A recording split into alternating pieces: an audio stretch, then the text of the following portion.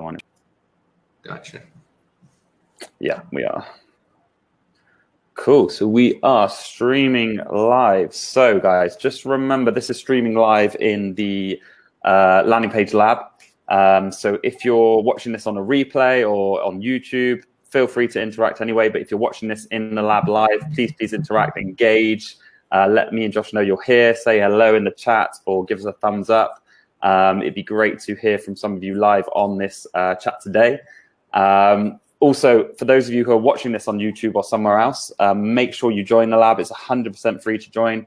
If you just go to landingpagelab.com, we've nearly got 1,000 members in there, people in sharing every single day, some really cool tips, conversion rate tips, landing page tips, but not just specifically landing page and conversion rate tips. Everyone's talking about, other forms of marketing, how they market, traffic, e-com, and we've got some great interviews lined up, and we've got one right now with a good friend of mine, Josh. So me and Josh met in the summer affiliate World Europe, wasn't it, in Barcelona?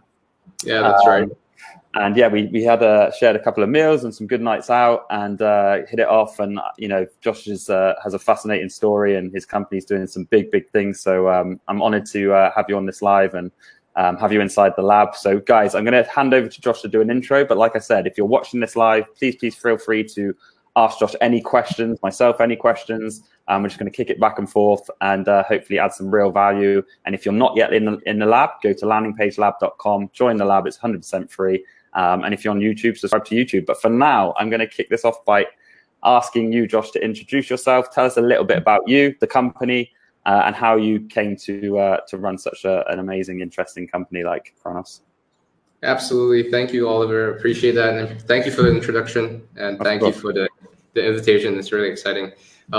So we, as an agency, we started out 2 years ago, but my journey started a little bit before that from drop shipping on eBay, right? Most of us come in with the mindset of just trying to make some money online. And so was I. I was like actually a broke university student in Singapore. I didn't really have that much of knowledge bank or experience to rely on. And it was really just trial and error, going through tons of courses, watching videos online, reading books, reading articles online, and just trying to make things work. And my first breakthrough was on eBay.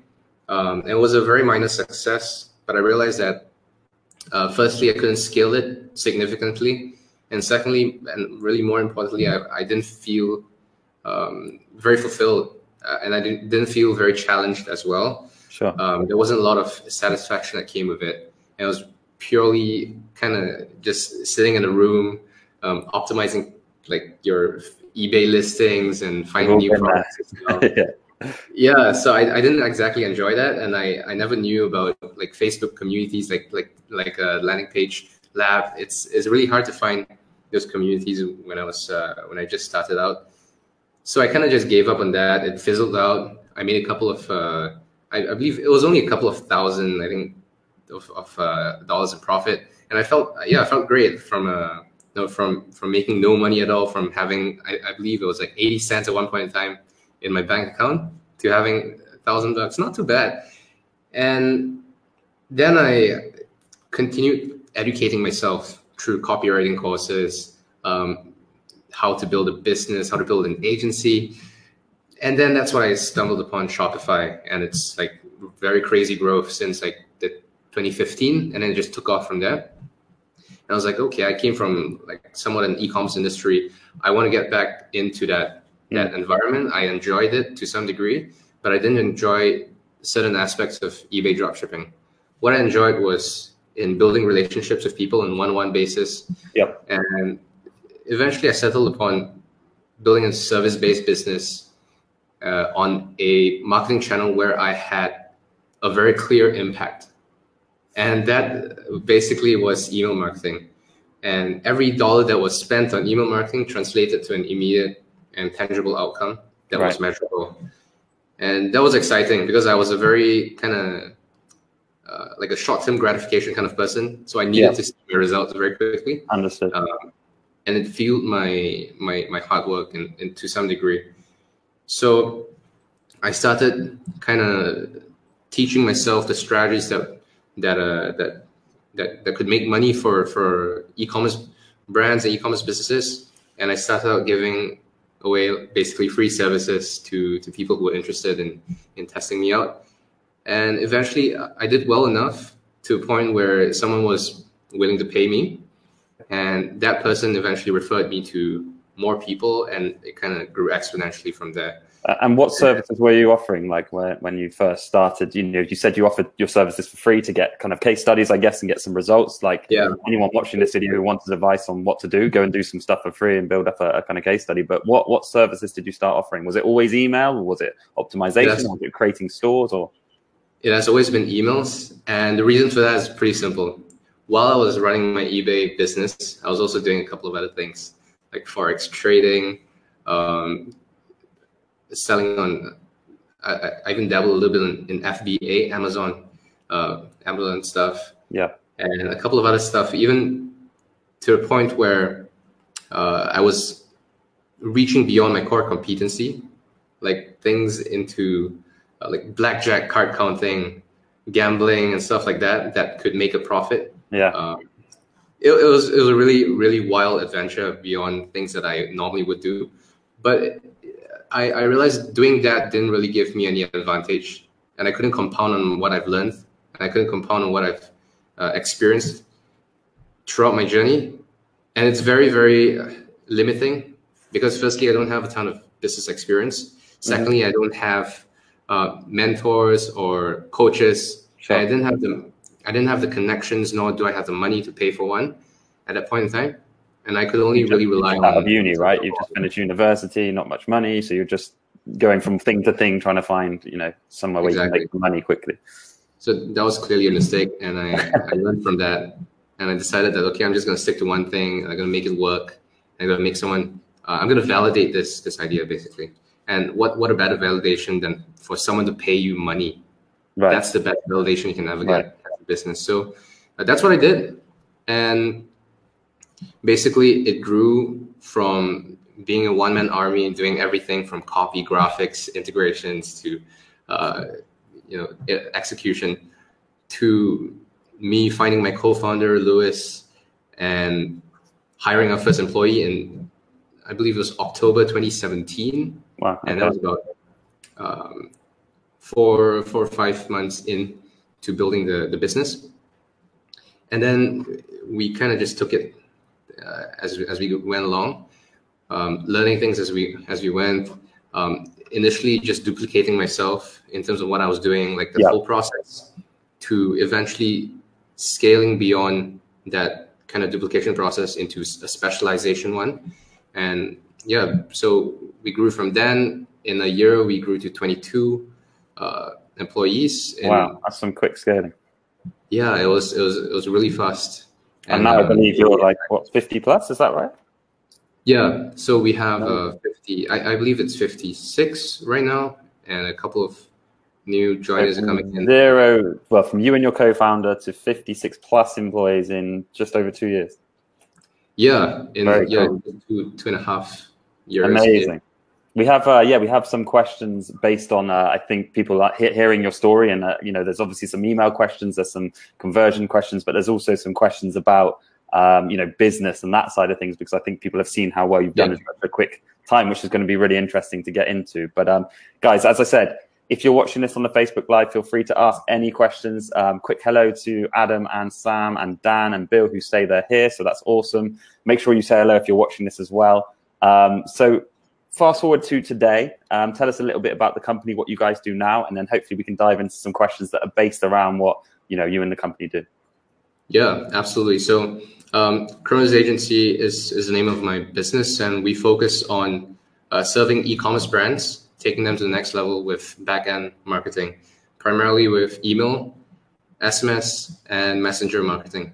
So anything that has to do with back-end profitability and back-end conversions is within the scope of what we do right now. So to kind of put this in layman's terms, you don't deal with the traffic going into the funnel or, getting that conversion of the actual buyer, but when that person becomes a client, they get pushed into the back end of Shopify or the CRM, that's where you guys work your magic, and you're almost because I guess it's almost a place that a lot of people forget about, right?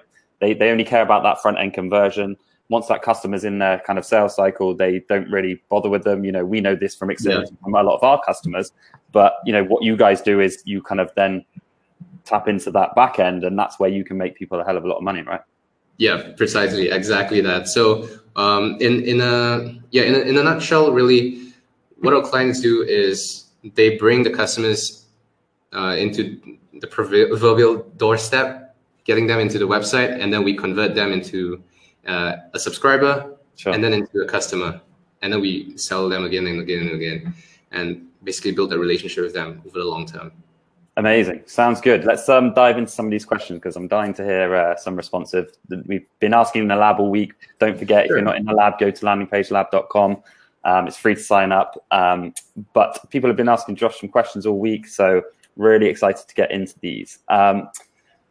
So I think we've covered this, but just to maybe go into it a little bit more detail. But what was the first thing that got you into the e-com and email space? Why did you specifically go after the kind of email and copyright? And I think you've kind of mentioned this, but if you just quickly cover it, Yeah, absolutely. So like I mentioned, I started out with some experience on eBay, and I transitioned out of it because I didn't feel fulfilled being in front of a laptop, not facing people, not building relationships. And I decided that I wanted to be in a position where I could build one-on-one relationships with people on a face-to-face basis, which is ironic because most of that relationships are done through video calls like this, but it still works, and I do enjoy it. So based on that criteria, I needed a marketing channel, or rather a service where I could basically compound on what I've already known, basically copywriting and e-commerce, as well as something that I can further build on relatively easily without a lot of barriers to entry. So things like running Facebook ads would be something that's slightly out of my comfort zone and slightly out of I understand what I like to do. But copywriting and having that quick turnaround time between and you must have been good at it, right? Like you don't focus on one thing unless you're actually getting results and quite good at it. Yeah, precisely. Back then, I'm sure I know you guys are amazing. I've seen your clients' results now. I know you are, but back in then, you must have had some instant kind of results and thought, I'm actually good at this. Let's look into it even further. Exactly. So that was actually in between doing stuff on eBay and launching my agency. I was actually a copywriting consultant for a bit. Right. And I taught myself copywriting, and I took courses from. I read tons of books, the typical books like Breakthrough Advertising by Gene Schwartz. Yeah, which book would you recommend? Yeah, Breakthrough Advertising by Gene Schwartz, amazing book. It's one of the classics. It teaches you more than just copywriting. It teaches you marketing psychology as well, which is super important for you. Any one of you trying to, improve on conversions, optimize on your copy, awesome stuff. If you want to go deeper into copywriting, you can take the course by AWAI, American Writers and Artists Inc., I believe, and they have some amazing content as well. Awesome. So I enjoyed that process. I like copywriting, and I transitioned into something that was related, basically. And I knew that I could at least do well and get some results for people. Yeah. No, that makes complete sense. So Sam has asked, what tips does Joshua have for increasing average order values? So do you have any tips for average order value bumps or increasing the average order value on a store or a funnel? Got it. Average order value. So you're thinking about increasing either the number of the number of products that's being sold in each instance, or just getting additional upsells in for that. I'm guessing it's like increasing the value per customer. So Okay, got it. So that kind of thing. In that case, you're thinking about something along the lines of a post-purchase journey. A post-purchase journey would optimize for an immediate sale, not necessarily an AOV increase, but an increase in value of a customer in a very short period of time. You'll be surprised at how many people actually buy from you again within a 7-day time frame. And that was one of the things that really surprised me. What you can try doing, depending on what your business is, what your audience looks like, as well as what the price range of your products are. You could try introducing a survey at the end of 7 or 14 days, depending on your shipping cycle as well. And at the end of that survey, as a thank you, you can include a discount or a unique bundle offer or an upsell. And that typically works very well because of that initial investment of time and emotional connection with your brand already in filling out that survey. Right. And an added benefit of that is you get additional customer data. They can then further segment further down the line, and again, further increase customer value based on what they've told you about themselves, what they like, what they don't like. Okay, and very cool. That's super powerful. So you send them a follow-up email 7 days later saying, thank you so much for your purchase. We'd like to offer you a discount. Kindly fill in the survey. And you take them through a multi-step survey or a type form or something. And then on the back end, you can then segment that data, email different offers to different people based on their answers. But they also get a coupon at the end, which, everyone likes to use a coupon, especially if it's like a limited time, 50% off. Use this within the next 5-6 days. And that's instantly customers that are going to be coming back to your store. Whereas if you didn't have that email in the sequence, they wouldn't be coming back to your store. Yep, 100%. That is, exactly it. Awesome. So we're getting some questions on the live, which is great. And Greg is saying, Josh, loving the knowledge bombs in the lab today. Thank you. Cool. So let's get into some more questions. So let's have a look. So someone's asked, what ESP do you recommend using on Shopify stores? So an email service provider plugin with Shopify. Is there any that you kind of prefer, any you would normally use or recommend? Got it. I'm going to be super biased here, but Klaviyo for sure. We are a platinum partner agency with Klaviyo. Perfect. And yeah, I personally give us maybe a reason why you think Klaviyo is, the top. Yeah, absolutely. Klaviyo gives you full control over your customers' data, and it's extremely powerful as to what you can do on Klaviyo, provided that you have the sufficient tool set or skill set rather to manipulate that data to give you the maximum results. And that extent of optimization is really something that's very interesting to a lot of marketers. Because if you think about comparing this to MailChimp, where it's sending one email out, maybe A/B testing on subject lines, and that's it. With Klaviyo, you can split a customer base into preferences based on what they've seen on your store, what they've bought previously, what they have added to cart previously, and what kind of predicted value of that customer is like in a certain period of time. And based on that, you can make certain marketing decisions that is going to give you a much bigger advantage over your competitors.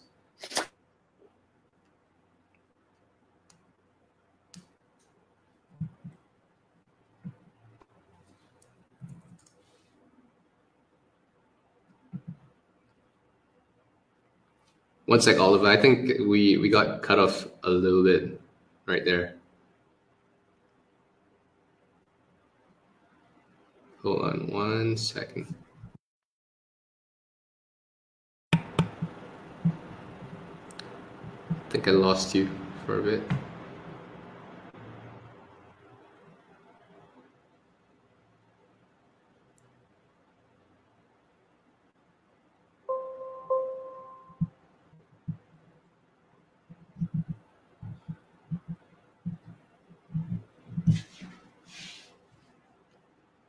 Strange, I can't hear you. Can you hear me? Oh, you can, okay. That's weird. 1 sec. Let me see. Can you hear me now? Hello? Yes. Cool. Yeah. So I don't know what happened there. We're using some new software, so maybe a little bug, but let's keep this moving. So Adam has asked, do you guys as a company, do you deal with cart abandonment and partial cart abandonments as well? Or are you kind of just on the back end once the customer has purchased and gone into that flow? Yeah, so we do. The short answer is we do. The long answer is we look at a customer's journey from them first visiting your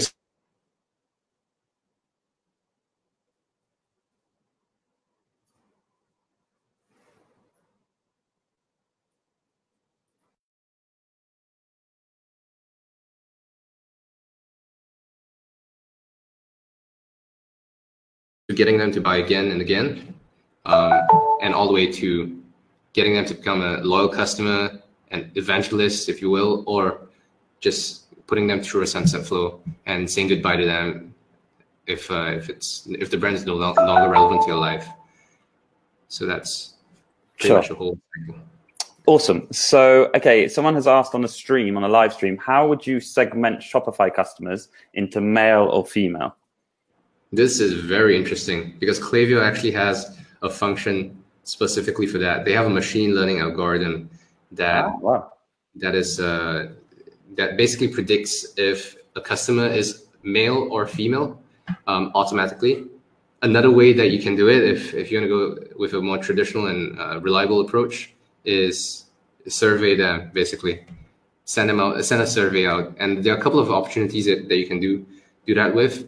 You can either launch an email campaign with a survey link, or to make it even easier, Klaviyo has a feature called Klaviyo Forms, where you can target specific segments in your email list to show that pop-up to with a survey form in it. So you can automatically get someone to, it's going to be like a radio checkbox kind of thing, like, are you male or female? Male, female, or neither kind of thing. It is extremely powerful. I know I'm like promoting them a lot, but honestly, but if these things work, people know how to. You're in the Klaviyo office now, right? yeah, exactly. Okay. You know what? In fact, I got this from them, so I guess this is a big shout out to Klaviyo. Look at that. I'm going to be sending you some landing page guys swag. So your next. Do that. I'll bring it everywhere I go. Okay, so based on tools, so we mentioned Klaviyo, but someone's asked, can you suggest any other tools or plugins or add-ons for Shopify, WooCom that help automate the kind of follow-up journey after a customer becomes a customer? And there's no right or wrong answer. If there's, if there isn't anything beyond Klaviyo, then it is what it is. But is there anything you can do to boost your kind of? There are. And I'm thinking about, like, from a perspective of like 80-20 rule kind of perspective, like lowest effort with maximum results. Right. If you haven't already, I would strongly recommend looking into into SMS marketing. With SMS Bump, amazing software, very easy to use, and very low. Through, like how that process works, how that would look. Yeah, absolutely. SMS Bump is an SMS marketing automation software. They are, I believe, they're actually a Shopify app, so it's super easy to get started. Install the app. It's a one-click install, basically, and then click another button, and you get a number, and you can start launching automated SMS campaigns. Something that is pretty much automated once you get things set up would be cart abandonment, post-purchase, upsells, as well as if you're able to make it a welcome series, but that requires some kind of lead capture from the front end. And with SMS, it's much shorter, so it's much more manageable if you're short on time. And it's very easy to set up. So that's pretty much SMS Bump. If people search for SMS Bump, that's what you recommend. Yes. Awesome. Very cool. Very cool. So yeah, I definitely echo post-purchase upsells. If you can do a one-click post-purchase upsell, you should 100% have them on your stores. But if you're doing sales funnels, then even better. Okay, so we've got a few questions, like I said, about you as a company and as a team. A lot of people in the lab are either running companies or starting companies. And someone's asked for you some advice about building a team. So you've gone scaled super quick, 2 founders 2 years ago to 56 plus, and you're hiring again. When you first started hiring, what strategies did you have about hiring, people motivated? How did you go and find staff? What softwares and tools did you use to manage them? So any CRMs, anything like that? I mean, for us, we always were told, you shouldn't hire people close to you, but we found that hiring people close to us was really useful. Friends and family actually can be your best hires. How about you? Was it something similar, or did you go take a different approach? There is no hard and fast rule. I realize and someone who does that is actually Ezra Firestone, prominent figure in the industry. he hires people that he's known for 10, 20 years, and he's doing I amazing just watched talk at Affiliate World, and he said exactly that. He was like, I want to be around my family all day, so why am I not hiring my friends and family? And it's exactly all about culture, and hopefully that's what we're building here at Landing Page Guys. But you guys seem to have done a similar thing. Yeah. So interestingly, we don't do that. We hire mainly in Malaysia, Philippines. So I'm actually Malaysian, but I live in Singapore, and we don't actually have that big of a team in Singapore. Actually, we have team members in Europe and in North America as well.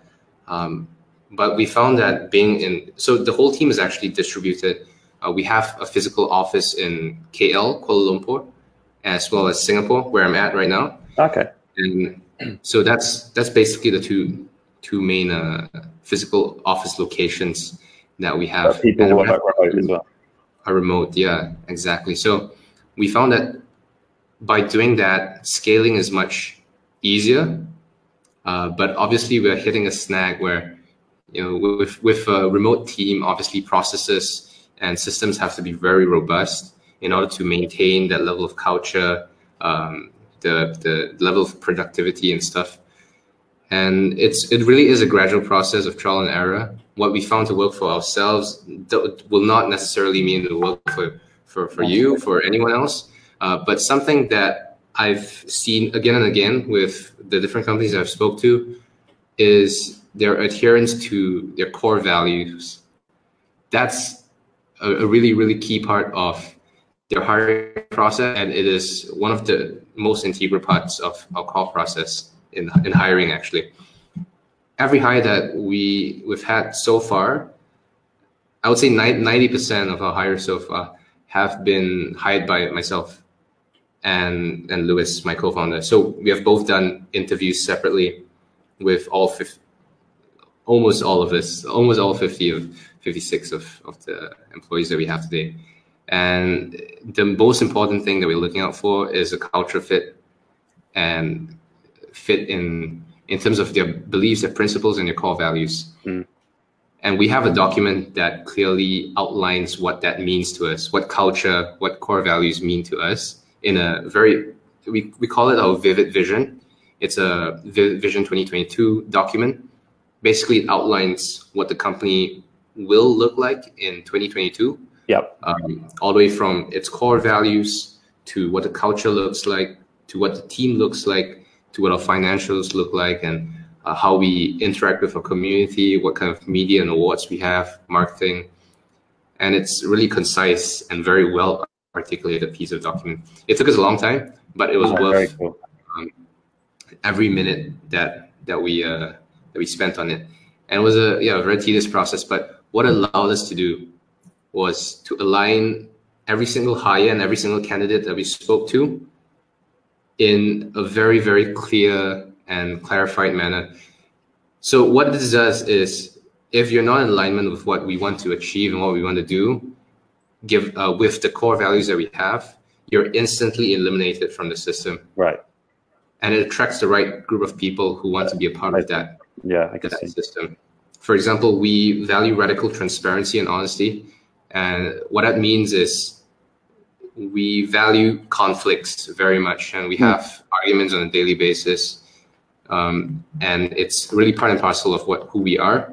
And we believe that through conflicts, we come up with better ideas that can push the company forward. I'm reading Principles at the moment, Radiality, and that's basically what he says as well, that you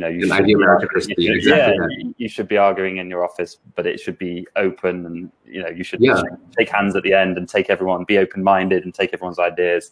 It seems like we're in quite a similar situation to you, as far as we kind of set up our core values and stuff, and we're hiring aggressively. We're slightly less. We have like 30 plus remote, and then 6 in the office here, and we have a similar process to you. We send those core values out. We actually recite them every morning, not like a cult or like we're not here chanting them, but we actually go around the office we put the core values. We've got a big poster, but we put them down, and then we go around the office, and one by one, everyone has to say a core value. Then have to at the end say how they used a core value in a recent transaction with a client or a customer. And it's really working. It's really good. It's great to see. So no, that's some great advice, guys. This is awesome. If you have questions for Josh, please put them in the chat. Also, like I say, if you're watching on YouTube, head over to landingpagelab.com. Make sure you join. Let's crack on with a few more questions, if that's okay, Josh. Yeah, absolutely. So yeah, this next one was about remote staff, but you've already covered that. That's brilliant.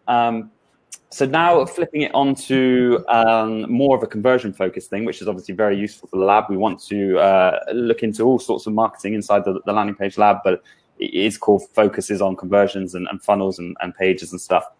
When you're sending out email traffic, so let's say, for example, you're following up with someone or they're in an auto sequence, when you're typically sending someone to buy a new product, are you sending them to product pages? Are you sending them to completely different sales funnels? Are you sending them to direct response sales pages? Are you sending them back to the store? Or does it just depend on, your client and how they do it? But how do you see having the best effect? Is it sales funnels? Is it pages, product pages?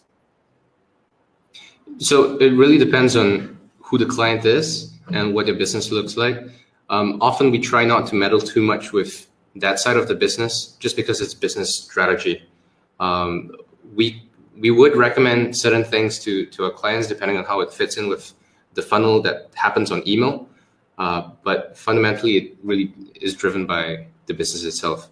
What we've found to work really well with product launches and certain types of sales events is a built-out marketing funnel on the website itself, with traffic driven through emails, basically. So it's sort of like a funnel on email, pushing traffic into the web funnel, essentially. So something dedicated for a product, which is kind of, I'm glad you said that, because that's kind of what we practice and preach is you're going to see far better results if you drive people to a dedicated sales page or funnel per product or per bundle than hitting them with the product page, and all of a sudden they clicked off to the other page and they're on Facebook and they have no idea how they got there.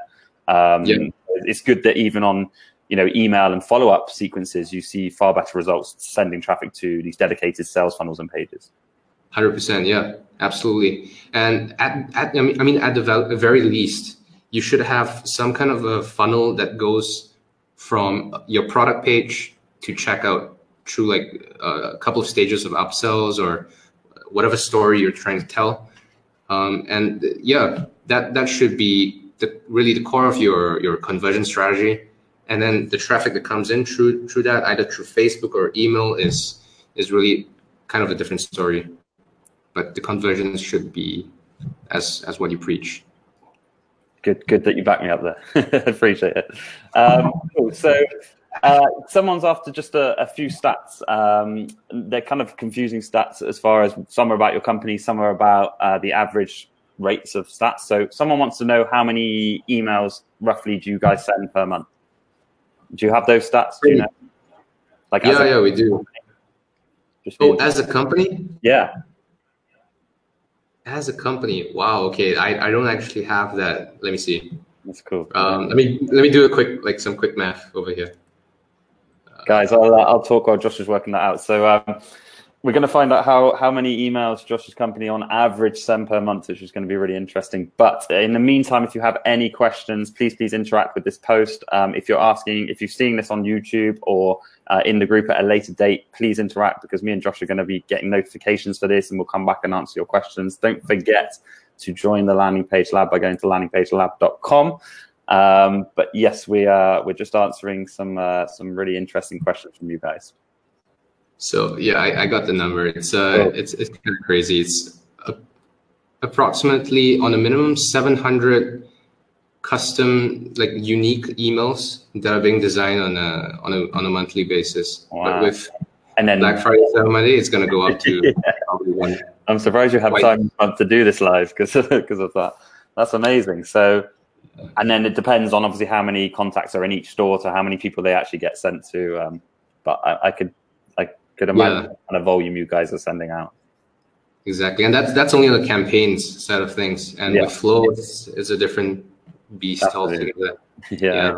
automations. So again, on numbers, if you could give us any kind of inclination, I guess it depends on the campaign and type of campaign and where they are in the user journey and stuff. But what is an average kind of open rate and click-through rate on an e-com kind of follow-up email? Could you tell us some data based around that? Absolutely. If you're thinking about follow-ups from a purchase, that should be relatively higher than average, because that person already trusts you enough to give you their money. That would probably be anywhere from 35 on a minimum to 50-60% and beyond, because that's essentially an order confirmation kind of follow-up. Yeah. But if you're thinking about down the line, what do you kind of aim for? Further down the line, like with regular campaigns that we send out, we typically aim for at least a 20% open rate. And that's on the low end. That's really conservative. The average should approximately be 25 to 30%, and more than that, especially if you're thinking about segmenting your email list into different groups of people. Yeah. People are going to get much more relevant offers and much more relevant content, and it's much more likely to engage them and drive an open. And you should have like a slightly higher bar than average. The industry average is approximately 15-18%, I think. Okay. Yeah. No, it's interesting. Very interesting. Just a quick one on that, actually, on the emails. Now I'm thinking of it. We've started to introduce in the last kind of 6 to 12 months emojis on call to actions, buttons.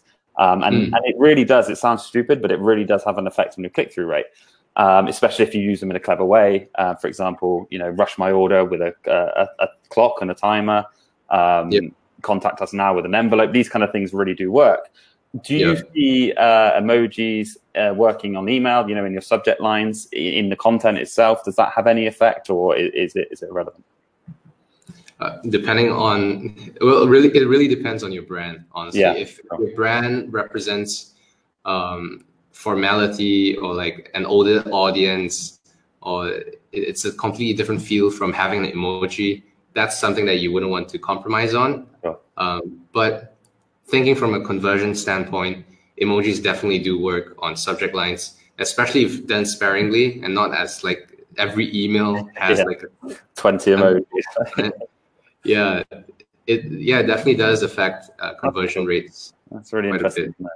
Cool. So Club has asked in the group, landing page lab.com, how would you warm up an old store's customers e-com offer? So this is really interesting. Let's say someone's watching this now and they have thousands of clients that have already purchased products. They obviously have that data, but they never send out any follow-up emails, never send out any newsletters, emails at all. Is that just money sat there? Do you guys get excited about that? How would they go and warm that up? Obviously I know you guys would be experts in doing this, but if someone, for example, wanted to try themselves, how would you advise they did that? Got it. Oh, what's up, Club? I know Club. So to warm up an old list really depends on how old that list is. If it's like a year old, that's usually a very long time frame for it's very old basically for an email list. But if it's something shorter, like 6 months or 3 months, that's still okay. For something that's a year or beyond, you typically want to do it as kind of like a stepwise approach, meaning start off with a smaller segment of people, say maybe 100 to 1,000 emails. And then once you get at least some response through that, then you expand that sending segment. So basically slowly scale up that sending segment. And so the way you're doing the smaller amounts just to test like the engagement and test the message. Are you like split testing different messages and seeing which ones get the best open and click-through rates, and then you expand it up? Correct. So you will want to monitor deliverability. Right. How many emails are bounced? How many emails are marked as spam?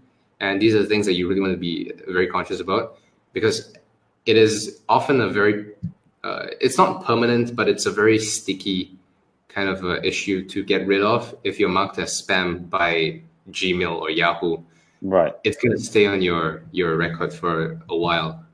So you don't want to get into that rut. It's not you don't just want to write one email, blast it to the whole list, and then you've ruined your kind of opportunity to contact those people again. You kind of want to do it slowly. Exactly. softly, that kind of thing.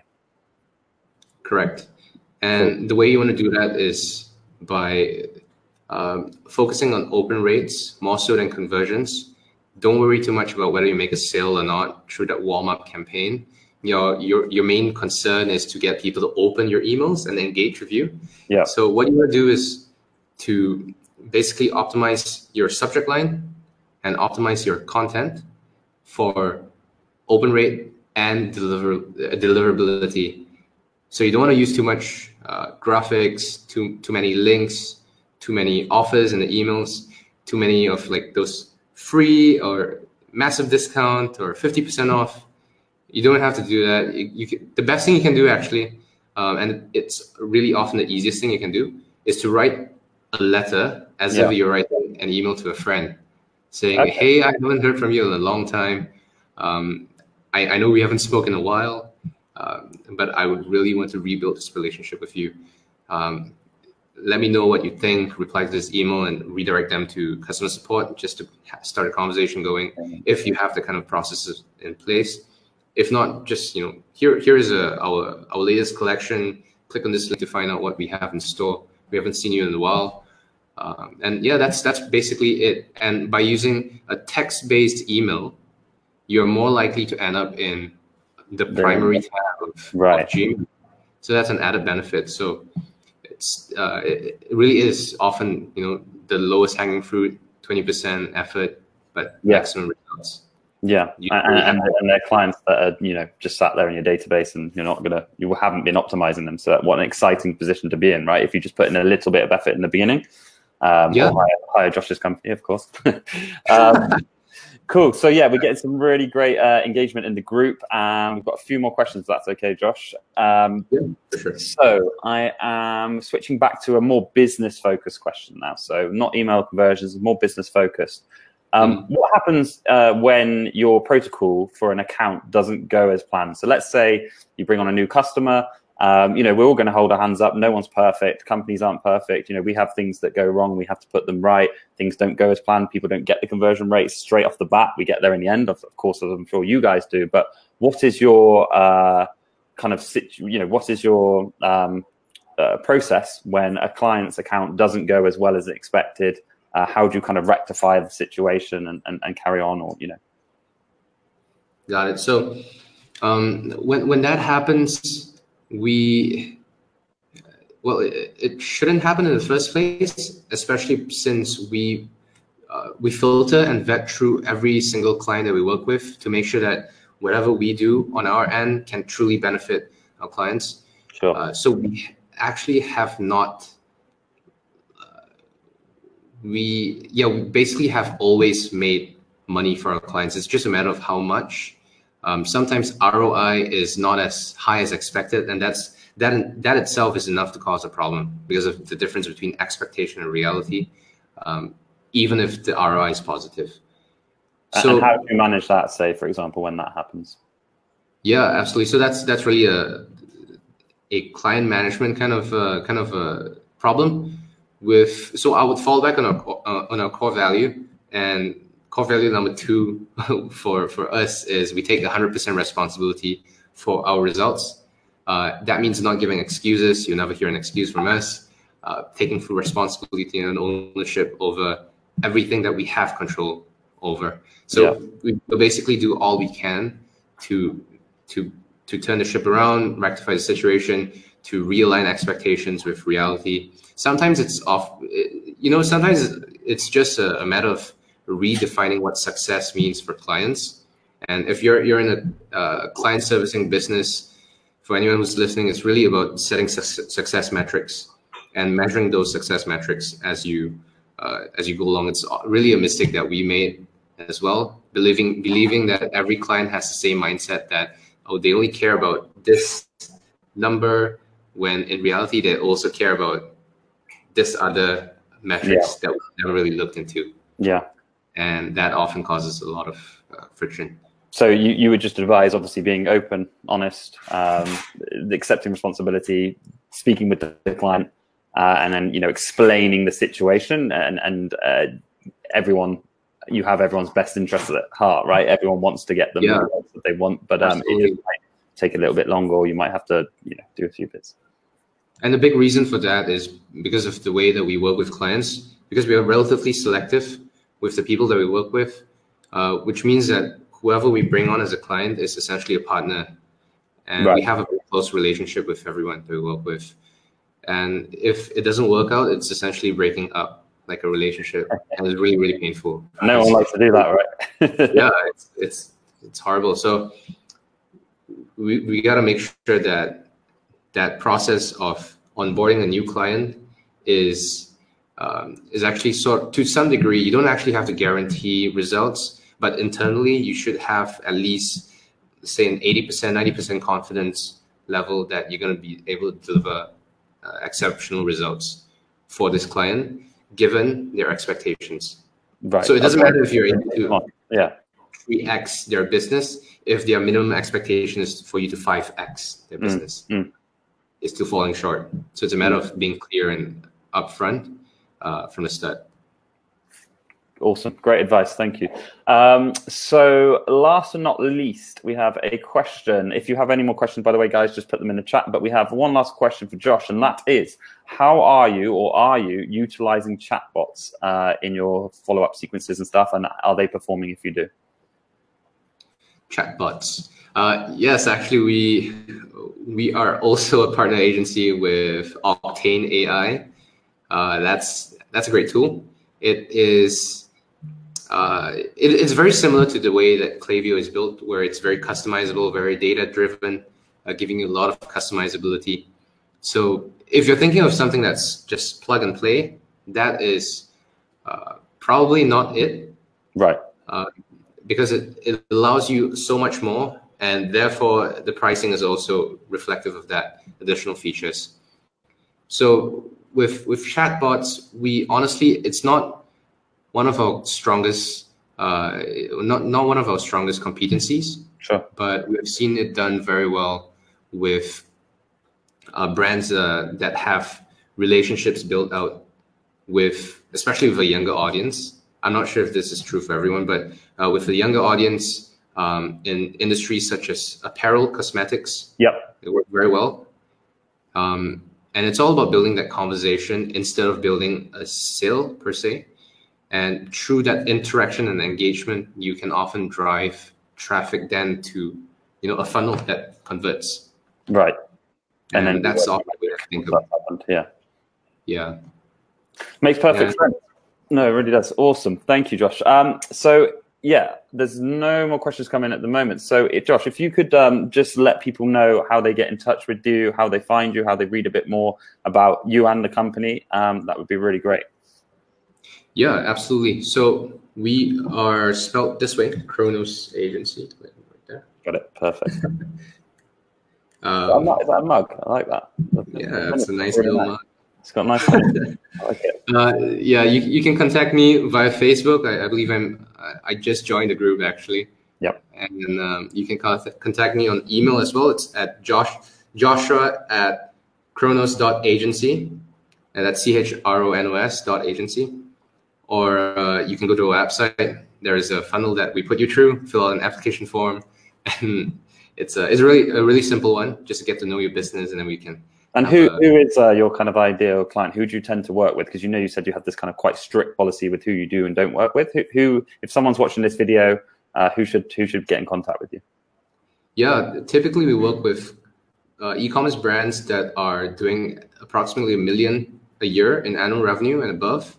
And that's when the ROI would really make sense for you. And also you have to be comfortable with working with an agency who is going to be taking over an entire marketing channel for you, essentially.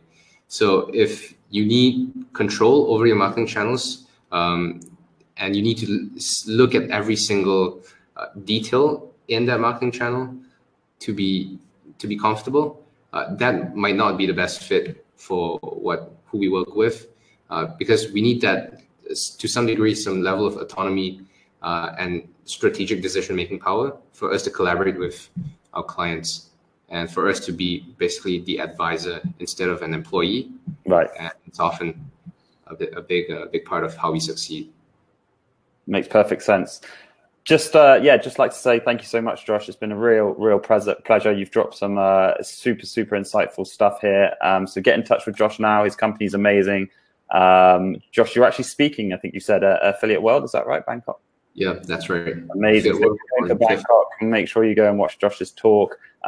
Thanks again for watching, guys. If you're watching this on YouTube, click subscribe. Please join the lab at landingpagelab.com. But thanks again, Josh. It's been a real pleasure. Thank you, Oliver. Appreciate it. Thank you. Thanks, guys.